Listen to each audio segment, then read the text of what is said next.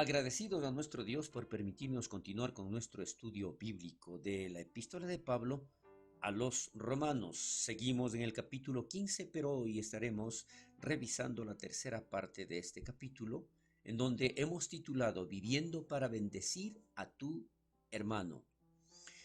Hemos hablado ya referente a la carga de Pablo en el ministerio y a través de los versículos 14 y 16, que es la razón por la cual Pablo escribe esto, dice la palabra de Dios, versículo 14, pero estoy seguro de vosotros, hermanos míos, de que vosotros mismos estáis llenos de bondad, llenos de todo conocimiento, de tal manera que podéis amonestaros unos a los otros. Versículo 15, mas os he escrito, hermanos, en parte con atrevimiento, como para haceros recordar, por la gracia que de Dios me es dada. 16, para ser ministro de Jesucristo a los gentiles, ministrando el Evangelio de Dios para que los gentiles les sean ofrenda agradable, santificada por el Espíritu Santo. Esta es la bendita palabra de Dios. Al respecto, vamos a ver esta frase de tal manera que podéis amonestaros los unos a los otros. En esta ocasión, Pablo no escribió porque sentía que los cristianos romanos no podían discernir lo que estaba bien delante de Dios o amonestarse los unos a los otros para hacer lo correcto. No era ese el propósito, más bien escribió para recordarles, animándolos a hacer lo que sabían que era correcto, porque en ocasiones en realidad nosotros confundimos o tratamos de acomodar las cosas para hacer conforme a lo que nos conviene. Entonces, en este sentido también Pablo les recuerda, dice, si ustedes ven algo que no está bien, por favor, solamente recuérdenles, háganles ver que están en el error y de esa manera poder seguir continuando para agradar a Dios en lo que hacemos e inclusive en lo que dejamos de hacer.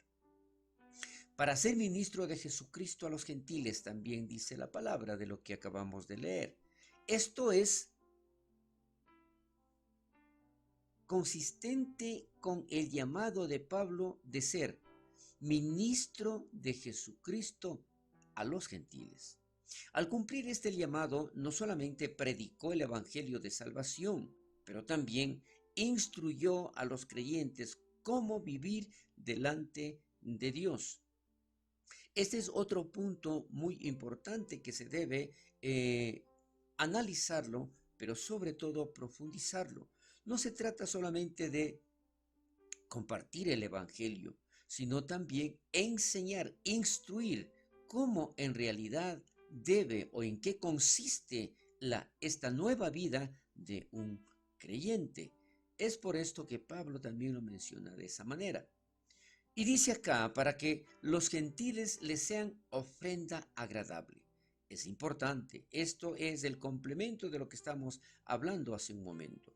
Cuando los gentiles viven glorificando a Dios, entonces su ofrenda para Dios es agradable, santificada por el Espíritu Santo. La necesidad de tal sacrificio hace el escrito de Pablo necesario. Es por esto que decía que deberían amonestarse unos a otros, pero con este sentido, para seguir creciendo, para seguir agradando a Dios en todas sus actividades. Los gentiles les sean ofrenda. Es allí, entonces, en donde por ese comportamiento, por ese cambio, por esa transformación, definitivamente estas personas deberían actuar de una manera también diferente. Acá en Romanos, de este capítulo que estamos viendo, el 15, exactamente el versículo 16, está lleno de lenguaje del sacerdocio. Pablo dice que él sirve como un sacerdote que ministra a Cristo Jesús, presentando al Evangelio como un servicio sacerdotal para que de esta manera los gentiles convertidos puedan ser un sacrificio agradable para Dios. Es muy importante, decía yo anteriormente, porque esto a veces se tergiversa, a veces se confunde o simplemente se quiere hacer según conveniencia, pero es importante de que todo lo que nosotros hagamos esté basado en la palabra de Dios y con seguridad esto va a agradar a Dios. Aquí en un comentario de Murray dice: cuando él define su ministerio como ministrando el Evangelio de Dios, el apóstol Pablo utiliza una palabra que no se vuelve a ver en el Nuevo Testamento, el cual se pudiera traducir a actuar como un sacerdote. Entonces, el ministerio del Evangelio es concebido después del patrón de una ofrenda sacerdotal. Qué importante este comentario que nos realiza Murray. Continuamos entonces con esta parte, pero aquí entramos en los versículos 17 al 19, en donde Pablo se gloría en la obra que Dios ha hecho por medio de él, dándole la gloria y la honra a Dios. Pero ¿qué es lo que dice la bendita palabra de Dios? Versículo 17. Tengo pues de qué gloriarme en Cristo Jesús en lo que a Dios se refiere. Versículo 18. Porque no osaría hablar sino de lo que Cristo ha hecho por medio de mí para la obediencia de los gentiles con la palabra y con las obras. Versículo 19.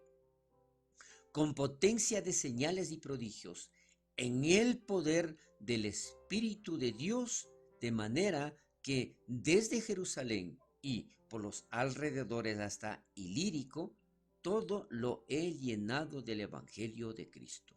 Aquí nosotros podemos ver cómo la bendita palabra de Dios declara a través de lo que menciona Pablo, dándole la gloria, la honra únicamente a Dios. Y él, aquí vemos, se considera únicamente una herramienta, un instrumento en las manos de Dios.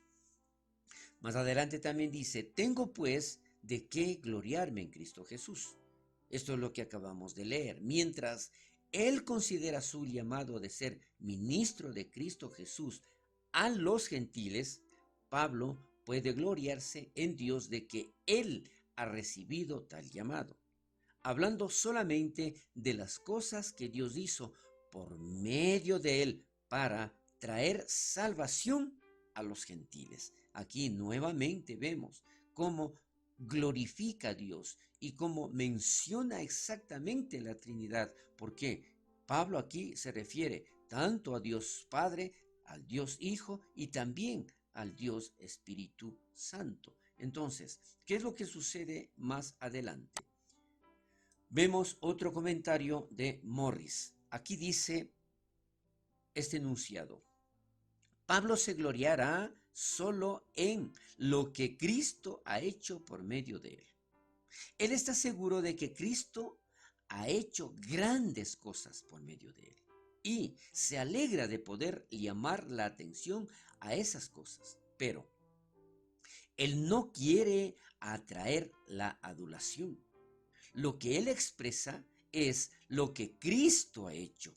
Él resalta esta parte, lo que Cristo ha hecho. Este es el comentario de Morris y debemos nosotros darnos cuenta precisamente de todo esto, en donde Pablo declara, Pablo menciona: no soy yo, es Cristo en mí, y lo que se está haciendo es por medio de mí.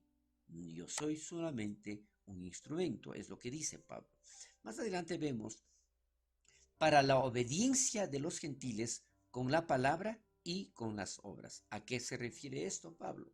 Dios utilizó potencia de señales y prodigios y el amplio poder del Espíritu de Dios para ayudar a Pablo a predicar por completo el Evangelio de Cristo donde quiera que fuera, desde Jerusalén a Ilírico. Una vez más, ¿qué es lo que nosotros estamos viendo aquí? Definitivamente, no, esto no es mío, esto es de Dios. Yo solamente soy un instrumento. Yo solamente llevo lo que Dios me está entregando, es lo que estaba diciendo Pablo. Pero hay una área muy grande y declara allí desde Jerusalén y por los alrededores hasta Ilírico, todo lo he llenado del Evangelio. Aquí nosotros vamos a ver exactamente esta región a la que se refiere Pablo. Ilírico es hoy en día el territorio de Yugoslavia y Albania. Imagínense esto. Esto significa que el ministerio de Pablo se extendió desde Ilírico en el oeste hasta Jerusalén en el este.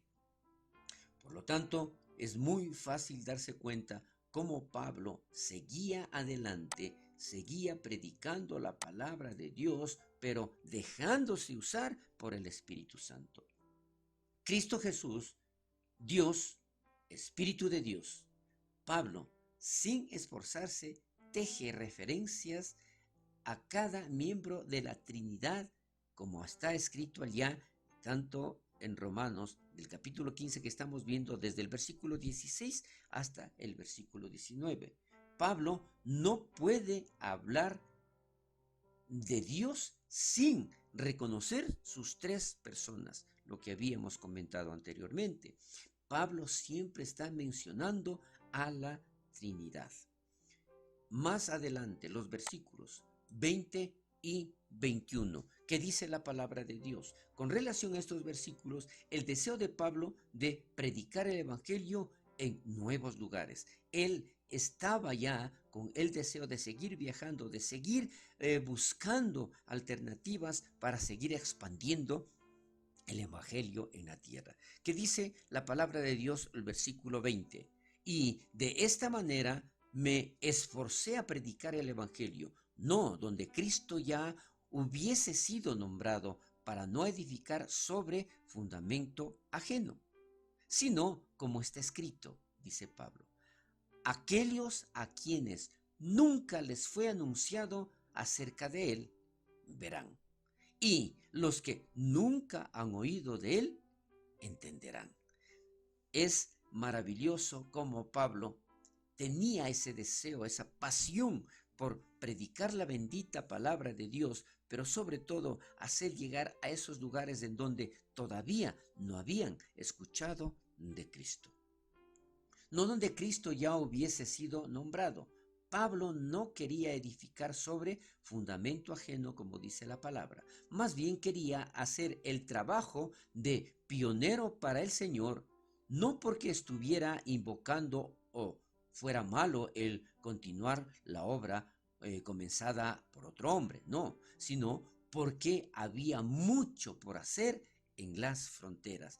Había que seguir predicando a esos lugares en donde no habían escuchado todavía de Cristo, sino como está escrito, dice ahí la palabra de Dios, refiriéndose a la escritura del Antiguo Testamento. Pablo vio su corazón pionero como obediencia a las escrituras, cumpliendo el pasaje que él cita del Antiguo Testamento, queriendo llegar a los que aún no conocían, queriendo llegar a los que aún no habían escuchado la bendita palabra de Dios. Entonces es allí donde nosotros podemos darnos cuenta que el deseo de Pablo también es ir a Roma. Sí, está por varios lugares, por varios sitios, pero el anhelo de él también es llegar a Roma con la bendita palabra de Dios. Los versículos 22 al 24 se menciona con relación por qué Pablo aún no ha visitado a los cristianos en Roma. Entonces, aquí vemos exactamente algo adicional de la vida de Pablo, pero en otro lugar. para describir todo esto, nosotros continuaremos y profundizaremos más la siguiente reunión, en la siguiente semana. Bendiciones.